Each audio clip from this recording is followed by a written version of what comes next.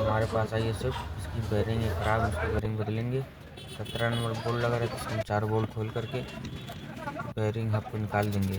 इसका पूरा हब आता है, इसको बदलने के लिए 17 नंबर 4 बोल्ट लगे रहते पीछे, इसको खोल के निकाल के बदल देंगे। हब हमने निकाल दिया है।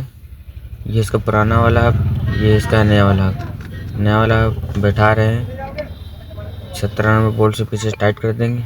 ये इसको टाइट कर दिया, इसमें देखिए कोई आवाज़ नहीं है। अब हम इसको करते हैं ड्रम लगा करके पहिया फाइनल। ये नचा के चेक के लिए हमने पहिया हम बांध देंगे।